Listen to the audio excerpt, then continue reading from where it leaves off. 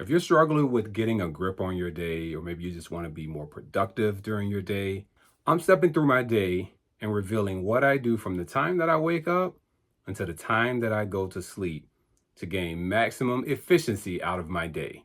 What's up, everybody? If you're new here, I'm King Prime. That is my real name. I can be found at iamkingprime.com. Here at Modern Kings, the core mission is to help men to level up in the areas of finance, fitness, and fashion.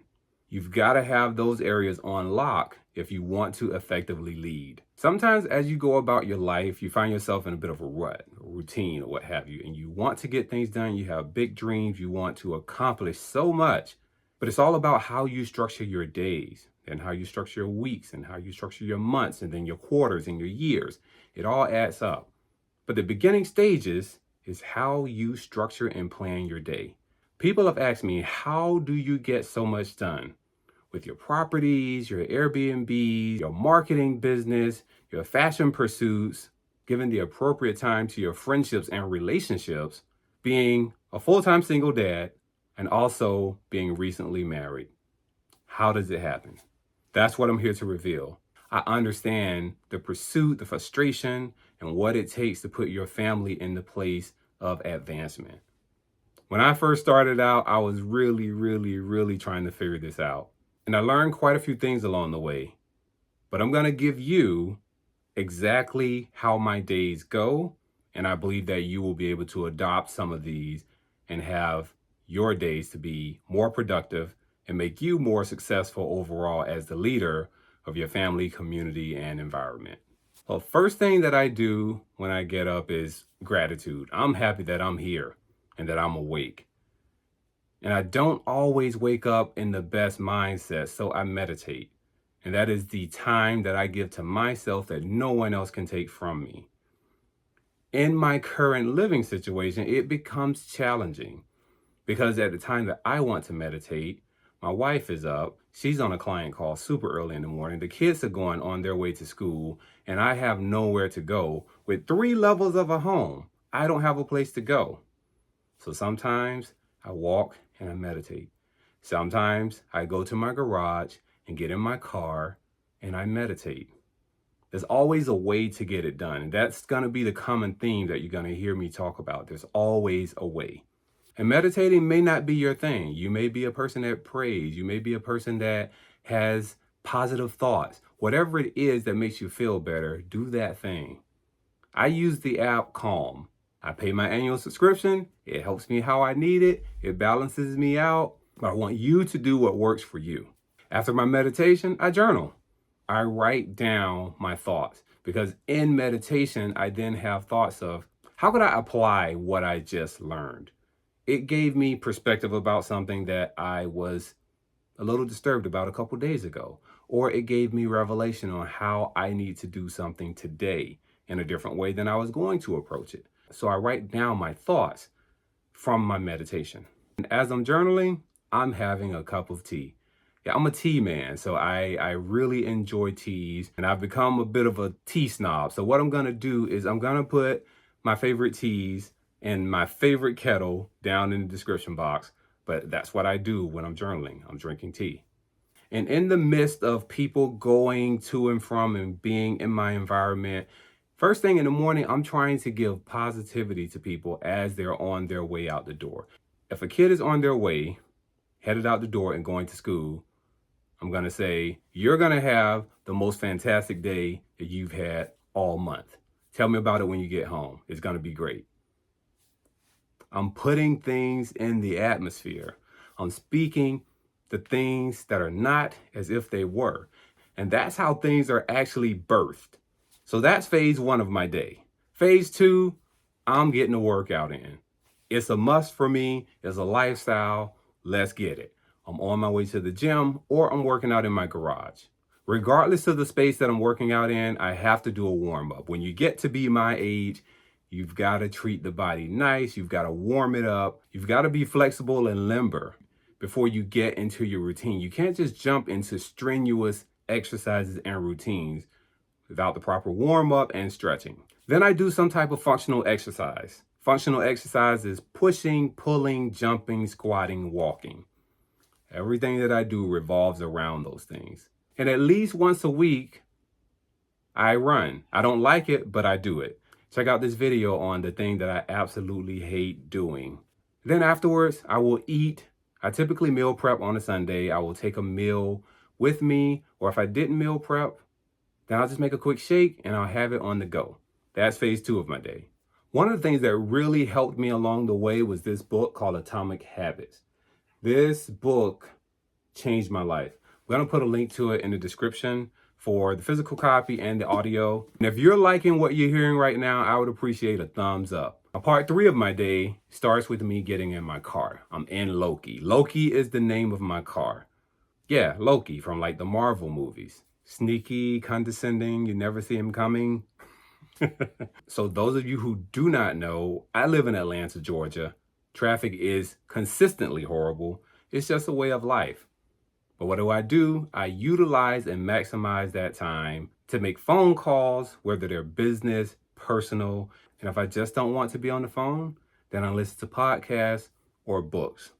I call my car a university on wheels because it is such an environment for learning and personal development and well-being. I'm better at the end of my commute than I am at the beginning of my commute.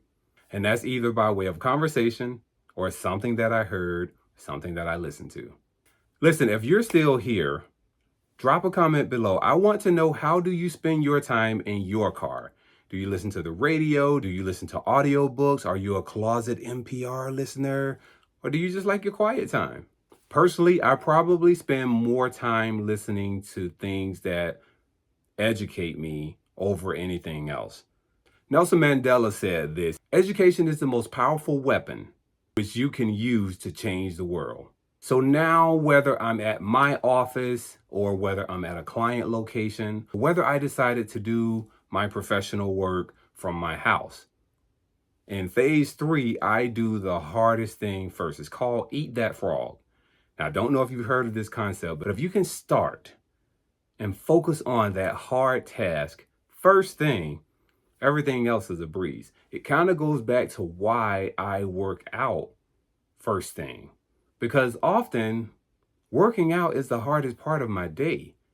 It's tasking, it's demanding, and when it's done, it's inspiring. It helps me to easily go into that hard mental business task that I have to get done.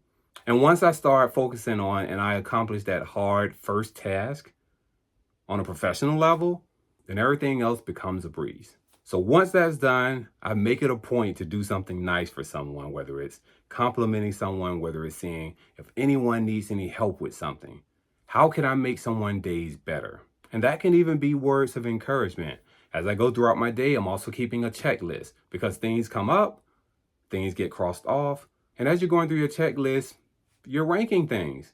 Not everything is important. This is how I see it. There's important, there's something that can wait, and there's something that's urgent. And if you can define what these are, and that's a pretty successful method to decide your ranking order. I'm also making sure that I'm hydrating, that I'm eating snacks, and that I'm eating meals throughout the day. This is something that I'm guilty of and something that I'm not proud of, but if I'm working really hard on something, I forget about food, I forget about the time, and I'm just engulfed into it. So I have to be intentional about staying hydrated, eating, and snacking, just to keep my body fueled. And it also helps your mental focus and mental clarity. Depending on how important the task is that I'm doing, sometimes I work until it's done. Sometimes I have hard stop times. What I consider a hard stop time is if I have a group of 2 or 3 people and I say, hey, just want to let you know that I have a hard stop at 3 o'clock and at 3:01 I'm gone. That's okay to do. It is okay for you to do that. But do be mindful of this. If you're going to work for your employer and you're the type that shows up right on time and you leave as soon as 5 o'clock get there, you can forget about excelling. That's not the leader that your company is looking for. Another video, another time, but I wanted to share that. So then I jump into Loki, I return home, I make phone calls on the way home, I listen to books on the way home. I do whatever it takes to decompress, to make me feel good and to make me show up as a whole, complete, unfrustrated person when I arrive home. And that's because if you've had a bad day and you bring it home, nobody deserves that because you had a bad day. What if everyone else had a bad day? So to that point, I'm going into phase 4 of my day. Now, when I get home, I've got to be fully focused. This is why I get my phone calls out of the way, because I refuse to enter into my house while being on a phone call. It is disrespectful for the connection time that I want with my kids and my spouse. But if you just so happen to have had a bad day, talk this over with your family or your person or your spouse or whomever and just say, look, I had a bad day. 1 to 10 energy level, I'm a 2. What's your number? And then he or she may say, I'm an 8 or I'm a 1. What it does is it gives you grace and the ability to hold space for that person so that you won't be offended, they won't be offended, and you can give them that time and space that they need. So while I'm in phase 4, having dinner at the table, no phones, and I may or may not decide to go to the gym. Not for a 2-day session, but if my morning was really, really busy and I didn't get an opportunity to work out that morning, then sometimes I do have flexible days to where, okay, I'm going to work out after dinner or I'm going to work out right before dinner, but something to afford the opportunity for me to get a workout in. So it's not cyclical that I have to, and I do work out every morning, but it's most mornings. But I want you to give a little grace to yourself, because some days, in order to get the things done that you need to get done, you're going to have to be flexible. After dinner, I typically do a walk around the neighborhood, take random routes, and decompress a little bit more, catch up with what's going on, take a load off, laugh a little bit. Occasionally, there is evening work to where we're catching up on like a business of ours that needs some attention in an area, or maybe we're trying to solve something that we need to give anywhere from 10 to 40 minutes to in the evening.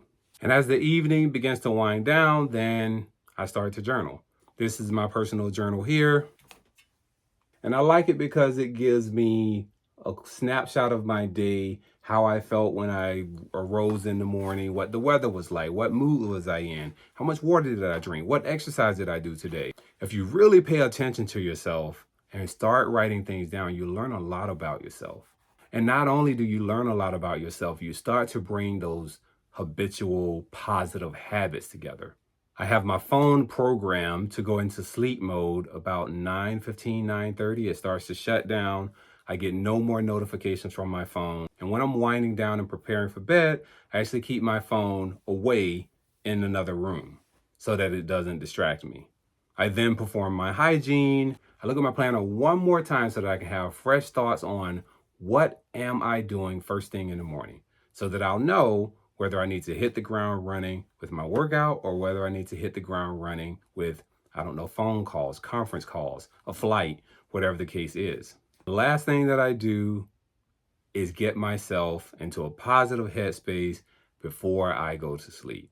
For me personally, how I go to sleep is how I wake up. If I go to sleep aggravated or agitated, I typically wake up that way. That's not good for me. These are the things that I do in the course of my day. I want you to have maximum efficiency with your day. Drop a comment and let me know something that you do within your day that makes you have maximum efficiency. If you enjoyed this video, check out the video above on being default aggressive. It's going to help you to be highly intentional and make you an overall thriving person. Also, I highly recommend this book, Atomic Habits, which is in the description, along with Miracle Morning Millionaires. Subscribe if you're not already, and I will see you in the next video. Until then, look your best, do your best, and be your best.